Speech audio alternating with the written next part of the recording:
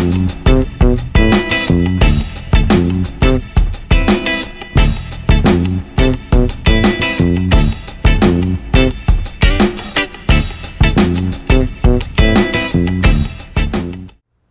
guys, welcome back to another Smoked Meat with Jeff.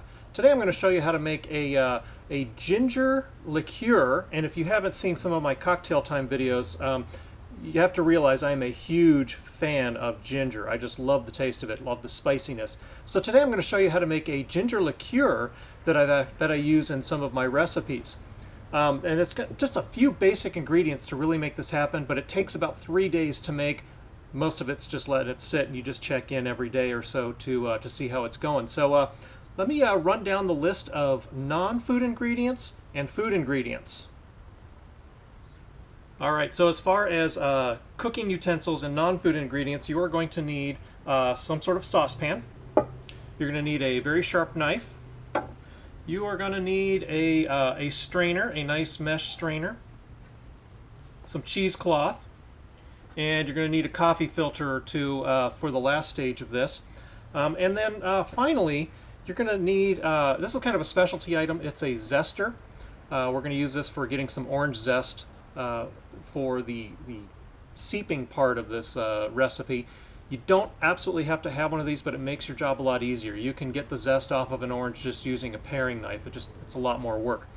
And then of course, if you're going to be giving this as a gift, you're going to need some sort of bottles with corks for storing this in and gifting them. Otherwise, just a large bottle for yourself. And you may also need a large, I use a mason jar. You don't typically need one this big, but today I'm doing a double batch, so I'm going to be using a big mason jar for seeping in. So let's move on to the food ingredients. This concoction really only uses a few food ingredients, but some of them are on the more expensive side. And remember, I'm going to be doing a double batch today, so what you're going to see me cooking is going to be twice as much as what you normally need for doing a small batch. So I'm just going to give you the measurements for a single batch. You're going to need about 2 ounces of ginger root, fresh ginger root, which is about this much. So if you take your thumb, about the heft and size of your thumb to get about 2 ounces or so. And we are going to take this, peel the skin off, and then we're going to slice this into very thin pieces, or very thin slices. Next ingredient, you're going to need some vanilla bean. This is vanilla, if you didn't know, is the second most expensive spice on the planet because it's very labor intensive to grow and culture. Typically, you're going to find vanilla beans at the store anywhere between $3 and $7 per bean, but I buy these things online. God, those smell amazing.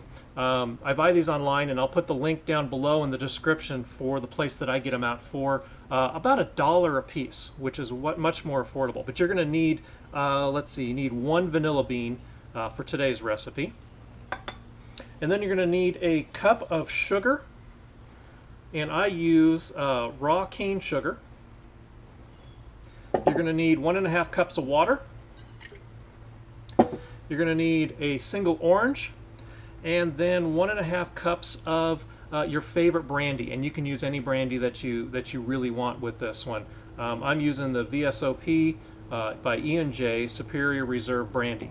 So you need 1.5 cups of that for the final stage. So now that we've got all of our ingredients together, let's start assembling our concoction here. Okay, now so let's start cooking, and preparing your ingredients is fairly straightforward.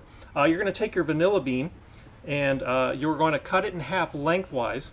And when you do so, when you open it up, you're going to notice that the inside of it has a lot of looks like a black paste on the inside. That's actually all the vanilla bean, all the seeds in there. So if your vanilla bean pod is kind of collapsed, go ahead and kind of open it up a little bit to expose those. And then your ginger, you're going to go ahead and peel it, similar to what I have here. I've gotten the outside peel off. And then you're going to cut it as thin as you can. Nice thin slices. And the size really doesn't matter on this, just as long as it's nice and thin. And at that point, it's just a matter of adding the ingredients to the pot. So we'll start off with 1.5 cups, let's see, 1.5 cups of water.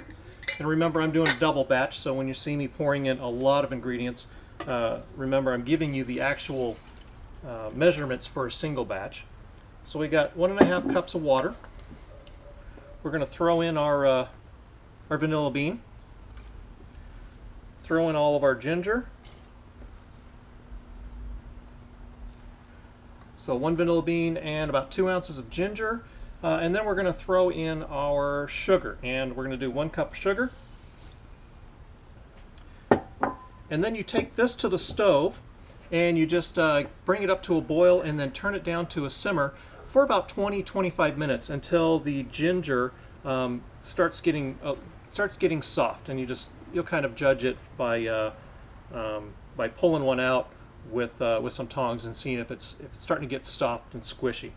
So I'm not going to make you watch me boil water and do this. So I'm going to go get this started, and then I'm going to come back and I'm going to talk to you about the bottles and how to prepare your seeping container with the orange zest.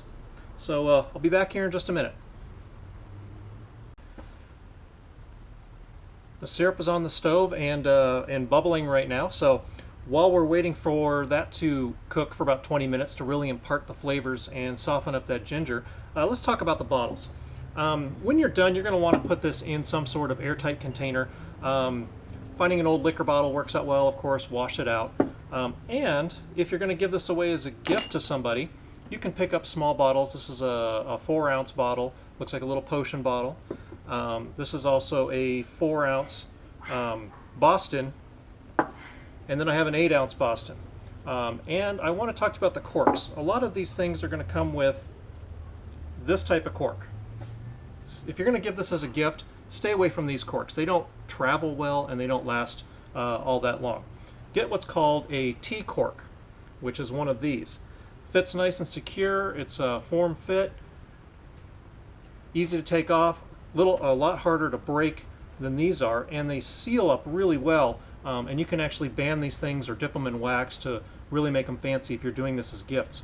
If you want to know where to get little bottles like this, I put the link down below in the description for the source that I use to pick up my bottles.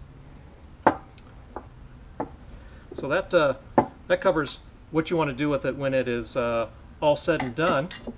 Now let's go ahead and zest an orange and get our seeping container ready for the syrup when it's done cooking.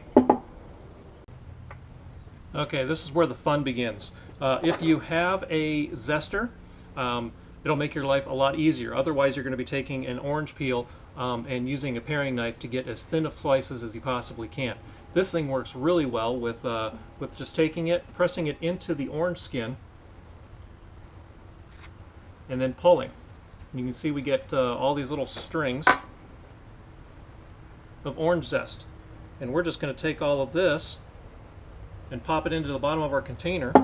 And I'm going to continue to zest this entire orange until I've pretty much taken the skin off of all the way around. And when you're done, you end up with an orange with a bunch of little track marks in it like this.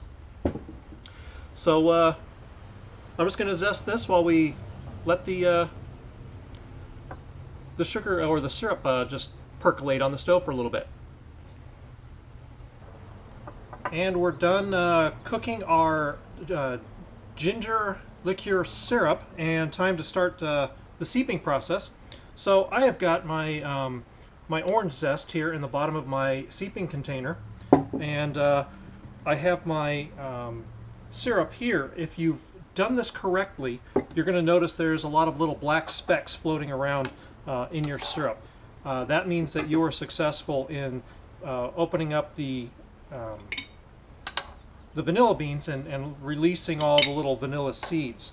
You want to make sure that this is cooled down to room temperature before you put it in here, because we don't want to cook our orange zest. We just want to get the flavors out of it. As you can see here, I'm pulling out the larger pieces of ginger and putting it in the container, because it's kind of hard to pour this into a thin-necked bottle with all these big chunks falling through. So I am just going to get all of the ginger pieces in here and then add the rest of the ingredients and start seeping.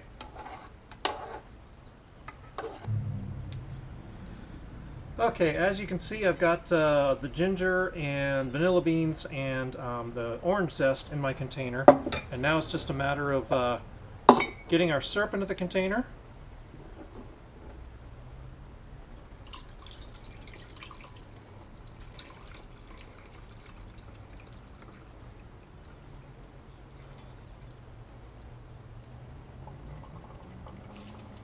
Alright, that's gone alright. It seems I may have a stray piece of ginger clogging my funnel.